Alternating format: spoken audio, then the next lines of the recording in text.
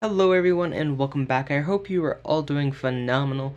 Today's the first day I've gotten a chance to fly in Microsoft Flight Sim 2020. The hype has been very real. The textures are every bit as beautiful as we expected. The turbulence is realistic. There's no such thing as smooth air in the real world, and Microsoft got smooth air flying perfectly. But for everything that has been hyped, the list of problems is quite long as well. So in this video, we're going to be covering what Microsoft has gotten right and where things went horribly wrong. We'll start out with the things that Microsoft got right. The first is weather. When it comes to weather, Microsoft has done it perfectly. Storms, stalls, mountain wave, rotor, mechanical turbulence, lightning, smooth air, all of them are amazing. Storms will terrify you, smooth air will keep you alert, unless you use the autopilot, and everything in the middle is very realistic. Second to the weather are the flight models. The jets produce no lift after stall. The Cessna crawls its way into the sky at high density altitudes. The TBM rockets and excels in all ranges. And the airliners just have something I can only describe as momentum. They're heavy, they resist wind, and they require very different control inputs throughout the range of airplanes. You're not just dealing with roll rate numbers, you get the sense that you're moving mass. You're encountering adverse yaw and wiggles that have never been there in other flight simulators. The depth of field and the feedback real airplanes provide is very difficult to describe and even more difficult to quantify. But Microsoft has managed to turn that abstract feeling into an algorithm. And Microsoft Flight Sim 2020 feels like flying an airplane. And once you hop in a cockpit and start looking around, the colors are vibrant, the text is readable, the quality is outstanding. The beeps, boops, and thumps you get are incredible. Contrast has a depth to it instead of just visible or not. Looking at a console at night gives a feeling of trying to get your eyes to adjust instead of just blacking things out that you can't see with an all or nothing algorithm. There's now a gray area where it actually mimics some of the effects of nighttime and how your eyes process visual data when it's dark. Textures are sharp, detailed, and smooth. There's a sense of depth that has so far been unique to VR. When you're landing on a runway, you can really gauge the depth and feel it coming up to you instead of just having a picture getting bigger or smaller and trying to guess how big it's supposed to be.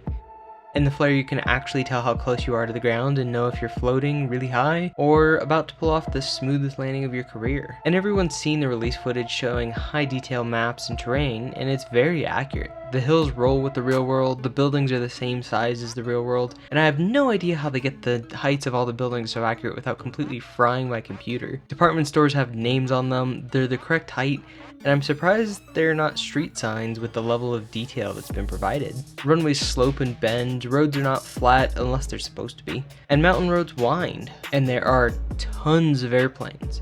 The base package has 20 airplanes with an additional 5 available through the deluxe package, and 5 more in the premium version. There also appears to be a community already working on putting together airplanes, as there is a store with airplanes for purchase already. Then we get into things that are nice to have, but are kind of icing on the cake. Having a competent ATC that will actually try and talk to you makes a difference. When compared with other flight simulators, it's responsive, says the right phrases at all the right times, and in general acts like a real controller would from startup to shutdown. And pushback's also something that you'd think would be a basic feature. Getting stuck at the gate because you can't get out is a bit of a problem, which leads most people to skip startup and taxi and head straight for the cargo areas, or even spawn directly on the runway.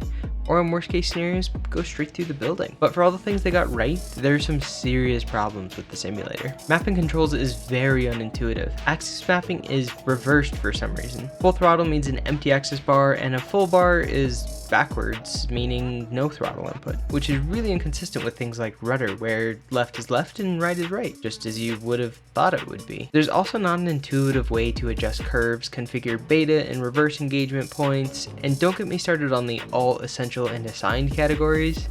The only useful one is all, since essential doesn't include things like axis mappings, and assigned doesn't actually show you all the assigned control inputs for that device. ATC breaks if you don't list them. Just try taking off without correct comms. Tower will repeatedly tell you that you didn't have clearance to take off, and the only way to turn it off is to change frequencies. Not exactly the hop in and fly configuration some people will want, especially if you're having control mapping issues or any other problems and all you want to do is throw in the throttle and check something. And the sim flat out crashes.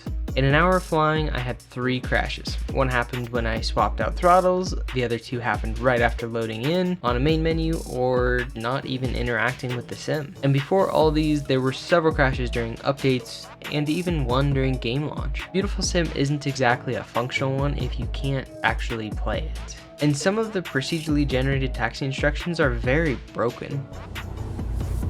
Cessna Alpha Sierra X-Ray Golf Sierra taxi to and hold short of runway 16 center using taxiway Echo cross runway 26 Echo Bravo cross runway 16 left Bravo. Contact tower on 124.15 when ready. And on top of that, almost all modern flight sims support VR to some extent or another. It's the next level of immersion, and at this point has become a more common household item. So not supporting VR on launch and throwing it in as an afterthought when the next generation comes out seems like they've missed one of the basics. In addition to basics, I love planes, but are we not going to put helicopters in so we can enjoy all this beautiful low-level scenery? I love flying by Costco at 250 knots, but what if I want to land in the parking lot? Is my option to buy the $120 version with the Carbon Cub and hope I can put it down in the parking lot? That's an awful lot of work to go sightsee a strip mall. I think with the flight engine they've created, you could have some infinitely valuable helicopter training with a much more realistic scenario than any other general flight sim out there. Finally, is this a step in the right direction? Yes. Is it beautiful? Oh yeah. And the flight model and controls? They're phenomenal. ATC? Much better than anybody else has right now unless you pay for a network, which you can't yet. But they're throwing that in as another afterthought. And the terrain? They nailed it. But can that really offset all the glaring problems? It takes half an hour to map the basic controls. And ATC won't stop yelling at you if you ignored it. And the sim itself just repeatedly crashes and hard freezes and ignores your inputs. So, is Microsoft Flight Sim 2020 worth the $60 or even the $120 you'll spend on it? Quite simply, no. August of 2020 is not the time to buy a broken, unfinished game that at best qualifies as early beta. It just doesn't have the stability of a sellable product right now. For now, I would say put the extra money into a better yoke or throttle and stick with X-Plane 11 or even FSX until the problems are fixed. A beautiful game that crashes and hard freezes frequently is not a game, unfortunately. The glaring problems and difficulties to do even basic functionality make the game not only frustrating before you get started, but after an hour of rebooting the game makes it very difficult to even enjoy the scenery and the accurate flight models. I have never flown a real airplane that hard freezes midair and just goes, wait a second. Okay, please continue. Just wanted to pause there for a second. It completely breaks the immersion and makes completing a full flight difficult. If you want to enjoy the breathtaking scenery and are willing to put in the time and push through the crashes, it's worth it. But you need a pretty serious level of patience to get through all the problems. The level of dedication is normally reserved for alpha and beta testers, and it's just not ready for a full release yet. Once the game's set up and the bugs have been fixed, hopefully it'll be head and shoulders above the rest, but as it stands now, the game is beautiful but unfinished. Hopefully you guys enjoyed the footage of Microsoft Flight Sim 2020 and got to enjoy some of the flying.